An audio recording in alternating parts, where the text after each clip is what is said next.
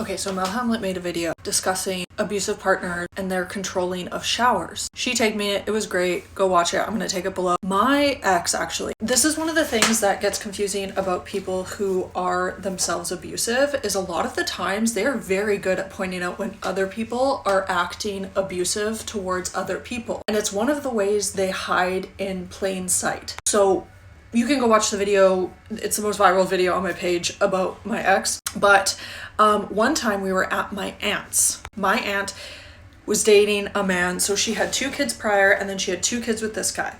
And the 2 kids prior, right? So, ow, I'm in a sauna. But so the 2 kids prior, one of them comes upstairs and she says, I'm gonna have a shower.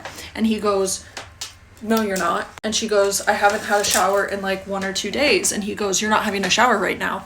And she's like, but like I smell, like my hair is gross. I need to have a shower. And he's, no, you're not. And she's finally like, fine then, like gives him a little bit of attitude. And he's like, fine then, go have a fucking shower. Get in the shower. She's like, no, it's fine. And she goes to walk downstairs. He's like, no, you wanted a fucking shower? Go get in the fucking shower. Get in the fucking shower. You wanted a shower bad? Go have a fucking shower. And I remember my ex-husband was with me at that time, and he turned to me and he's like, what the fuck?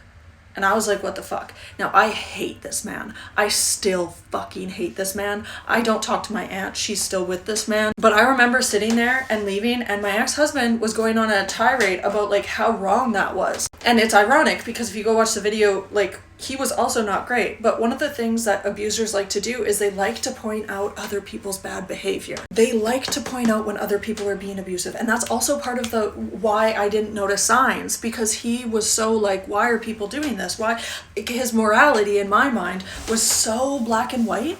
Like he was so good at being like, that person's fucked up. Like, I can't believe that they would do that. So when he did something, I really doubted my sanity. I really was gaslit. Somebody rightfully entered the sauna, but the gaslight is what's so hard to deal with. Like when you see women coming online and they're saying, no, it's not like that. They have been gaslit.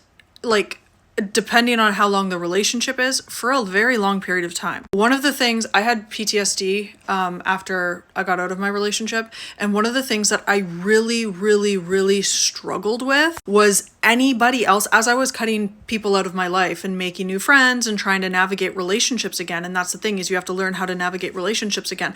When I was doing that, if someone gaslit me, it made me question my grip on reality. It made me question myself. I had to go sometimes to external people to ask them what their opinions were, or my therapist, but it was a huge trigger, and it still sometimes can be a trigger when I am in the present, in reality, know what's going on, and then someone comes in and they go, that's not the version of reality that exists. It still sometimes can be a trigger for my PTSD from being gaslit for so long. You lose your discernment, and that's something that you have to slowly, over time, after the relationship, learn again. And that's why it can be so toxic if you have someone who's a friend trying to tell you what to do, or even if you have a friend once you decide to leave and they're trying to tell you what to do. And that's why I said it can be re-traumatizing, because you are trying to learn how to trust your judgment again.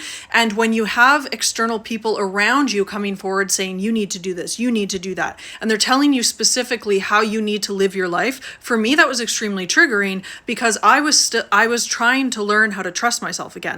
And these people, although sometimes well-intentioned, were making me question my ability to make decisions.